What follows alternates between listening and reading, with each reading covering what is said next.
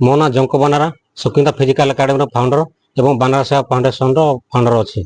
ଆଜି ଦୀର୍ଘ 6 ମାସ ପୂର୍ବରୁ ଜଣେ ପ୍ରଶିକ୍ଷାର୍ଥୀ ଆମର ସୁକିନ୍ଦା ଫିଜିକାଲ ଏକାଡେମୀ ଟ୍ରେନିଂ ହେଉଥିଲା, ତାଙ୍କ ନାଁ ହେଉଛି ଦୀପକ ମୁଣ୍ଡା। ତ ଏବେ ତାଙ୍କର ଜଏନିଂ ଅଛି ଆର୍ମିର ଆମର ଏଇ 24 ତାରିଖ ଦିନ। ତ ତା ଉଦ୍ଦେଶ୍ୟରେ ଆଜି ସମ୍ବର୍ଦ୍ଧନା ଦିଆଯାଇଥିଲା, ତାଙ୍କ ପରିବାର ଲୋକଙ୍କୁ ବି ସମ୍ବର୍ଦ୍ଧନା ଦିଆଯାଇଥିଲା। ଆଉ ତାଙ୍କ ସମ୍ବର୍ଦ୍ଧନା ଉତ୍ସବରେ ଭୋଜି ଭାତ ବି ହେଇଥିଲା। ଅଧିକରୁ ଅଧିକ ଲୋକ ଆସିକି ତାଙ୍କୁ ଆଶୀର୍ବାଦ ଦେଇଥିଲେ। ତ ଯୁବକ ମାନଙ୍କୁ ଏହା କହିବେ ଯେ ଚାକିରି ବହୁତ ଅଛି, ଆମର ସେଣ୍ଟ୍ରାଲ ଗଭର୍ଣ୍ଣମେଣ୍ଟ ହଉ ଓଡ଼ିଶା ଗଭର୍ଣ୍ଣମେଣ୍ଟ ହଉ ବହୁତ ଚାକିରି ବାହାରୁଛି। ତ ଲୋକାଲ ଏରିଆ ପିଲା ଯଦି ସେମାନେ ଯଦି ଚାହିଁବେ ତ ଏଇ ଜାଗାକୁ ଆସନ୍ତୁ, ଚେଷ୍ଟା କରନ୍ତୁ। ଆମେମାନେ ନିଶ୍ଚିନ୍ତ ତାଙ୍କୁ ସଫଳତା କରିବା ପାଇଁ ଆମେମାନେ ଲାଗିଛୁ।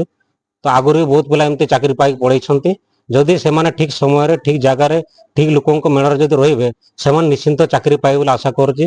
ତ ସମୟ ନଷ୍ଟ କରିକି ସେ ଯୁବକ ପିଲାମାନେ ବି ଆସନ୍ତୁ, ଯେ ସେମାନେ ତାଙ୍କର ଚାକିରି ପାଇବା ସହିତ ତାଙ୍କ ଜୀବନରେ ଯେମିତି ଭଲରେ ରହିବେ ସେ ଚିନ୍ତା କରିକି ତାଙ୍କର ମନସ୍ତପ କରନ୍ତୁ।